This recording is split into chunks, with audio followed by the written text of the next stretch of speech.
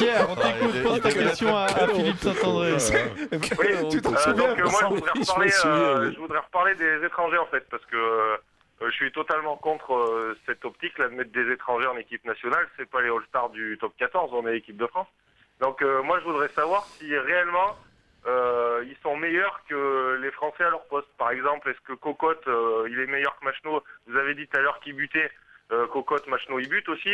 Spedding, est-ce qu'il est vraiment meilleur que Médard? Médard il a 4 Spedding dans chaque jambe. Et Antonio, est-ce qu'il est vraiment meilleur que Domingo? Voilà. Alors Domingo, c'est peut-être pour éviter justement l'arbitrage en mêlée, vu que Domingo était très sanctionné à l'époque. Mais bon, voilà, moi je suis contre cette affaire là des étrangers en équipe de France. Alors. Et puis Cocotte et Thalès, c'est quand même une charnière qui a failli descendre en Pro D2.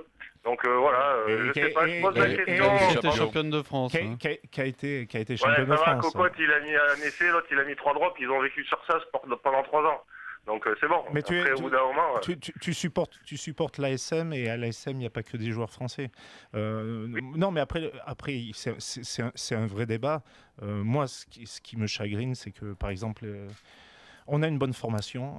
L'équipe de France des moins de 20 ans ont fait le Grand Chelem l'année dernière. Sur le groupe des 30 joueurs qui ont fait le Grand Chelem, il n'y a que 3 joueurs cette année qui ont joué en top 14. Donc on a une problématique là-dessus.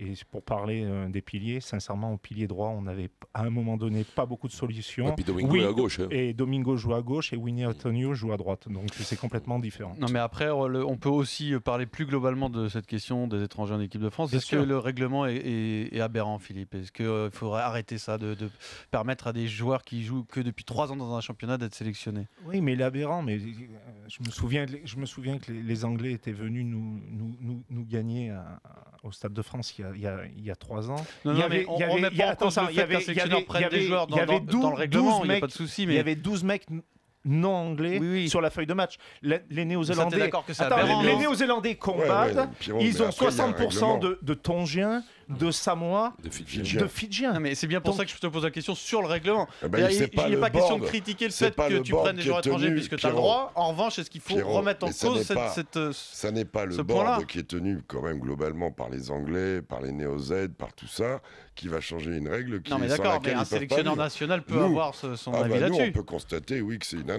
Non, mais on peut constater, mais à partir du moment, et là, la Ligue et la Fédération sont en train de travailler ensemble, mais à partir du moment où dans les équipes types, il y a 60% d'étrangers, à peu près dans les équipes types, il y a 60% d'étrangers, à un moment donné, sur certaines positions, pilier droit, maintenant Rabah Slimani est arrivé, mais pilier droit, à un moment donné, on était en grand danger parce qu'il y avait très très peu de piliers droits français qui jouaient dans les 14 clubs du top 14. Merci.